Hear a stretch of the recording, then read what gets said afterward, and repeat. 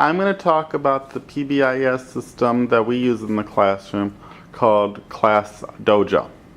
Now, there is all the kids we have in our class, and this is the dojos that they get for the weeks. And what we do is we have each student gets dojo points for doing certain behaviors in the room. So based on what we have them do, they can get dojo points. So the best way to look at a dojo point is by looking at the reports.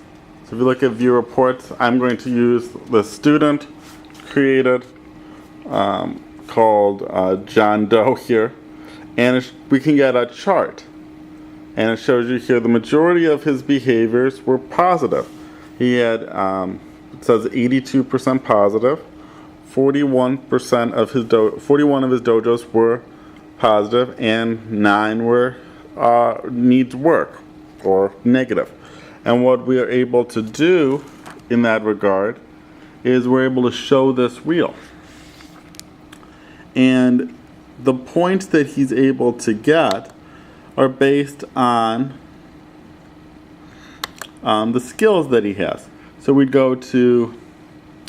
able to look at the skills. So in our class, this is probably better. The skills we give are we have for helping others. We also give a point for homework, for participating, persistence on task. Then we have our subjects such as science, social studies. Their specials they go to reading and math. So each of those they can get a dojo point for. Now let me show you how you can create your own list of skills in the classroom. So these are the positive skills, and then at the bottom we have a whole bunch more, teamwork, and then you can add a skill and you can make it worth another set of points. While those are all the positives, we can also have some negatives, such as, or they call needs work. So if they do not turn in their homework, they can lose a dojo. If they're not following directions, if they're talking out of turn, based on the needs of your students. So you can add a skill. So let's say you have the skill of throwing. So if you throw something, oops, you can put that in. And then you have two things you can do. You can create a symbol for it. If we can get a nice symbol of something being thrown or some type of a sport thing. Really don't have much in that regard. But you would pick one of these. I guess I would choose the life preserver because you can throw a life preserver. And then you can target how many points you'd lose for doing that behavior. So those would be a negative. So let's say you lose a dojo point every time you throw something. And you can do the same thing with a positive. So if they don't have it on your list, you can create a new skill. I'm not going to because I use it for this class. And then you can create how many points you have. The other great thing about Dojo is that you have these printouts which you can send to the parents.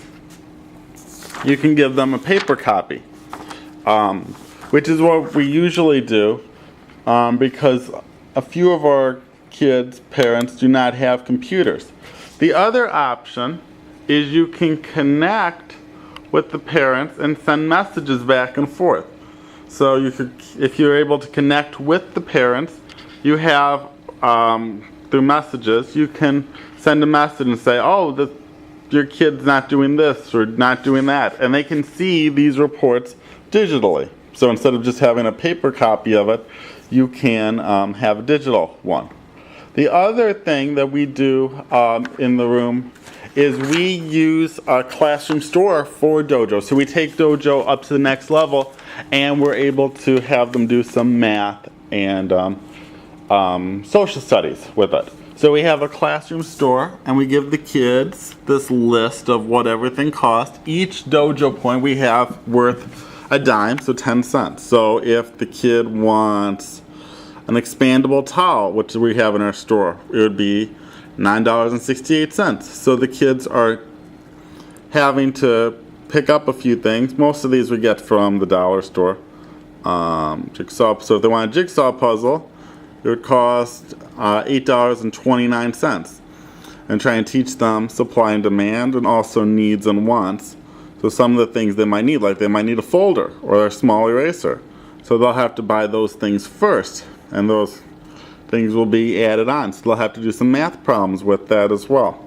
So this really adds a level of math and social studies to what we have here for our positive behavior system, basically, that's in place.